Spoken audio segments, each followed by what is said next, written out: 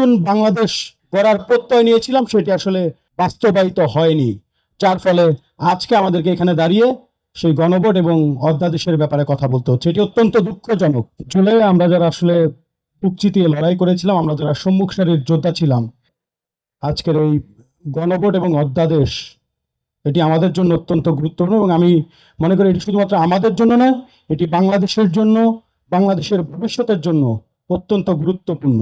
আমরা আর অনেক দূর এগিয়ে যাওয়ার কথা ছিল এবং ভবিষ্যৎ বাংলাদেশ বিনির্মাণের যে অন্যান্য জায়গাগুলো রয়েছে সেগুলো নিয়ে আলোচনার কথা ছিল, কিন্তু আজকের এই আলোচনার বিষয়বস্তু আমাদেরকে মনে করিয়ে দেয় যে আমরা আসলে জুলাইয়ে যে বুক চিতিয়ে লড়াই করেছিলাম, যে স্পিরিট ধারণ করে আমরা লড়াই করেছিলাম, সেই স্পিরিটটি আমরা ধরে রাখতে পারিনি এবং আমরা সত্যিকার অর্থে যেই নতুন বাংলাদেশ গড়ার প্রত্যয় নিয়েছিলাম সেটি আসলে বাস্তবায়িত হয়নি, যার ফলে আজকে আমাদেরকে এখানে দাঁড়িয়ে সেই গণভোট এবং অধ্যাদেশের ব্যাপারে কথা বলতে হচ্ছে। এটি অত্যন্ত দুঃখজনক। এবং এই গণভোটের বিষয়ে, গণভোট যখন হয়, একই দিনে গণভোট এবং জাতীয় নির্বাচন হয়।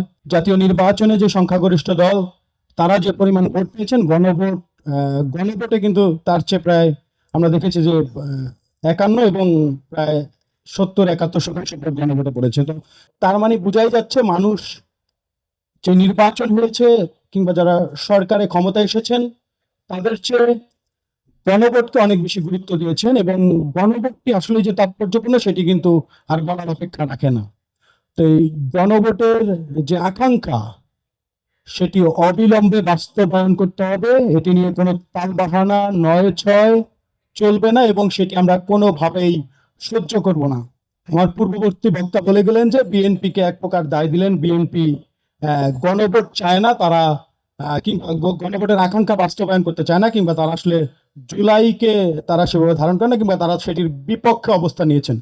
কিন্তু আমরা অসংখ্য বক্তব্যে দেখলাম যে তারেক রহমান থেকে শুরু করে স্বয়ং তারেক রহমান যখন গণভোটের পক্ষে ভোট দিতে বলেছেন এবং তারপরে তারা সংশোধনের কথা বলছেন, বিভিন্ন একটা যখন নতুন কোনো মেরুকরণ আসে সেটি নিশ্চয়ই আলোচনার মাধ্যমে, সেখানে যখন অনেকগুলো পক্ষ থাকেন অনেক ধরনের অবস্থান থাকে।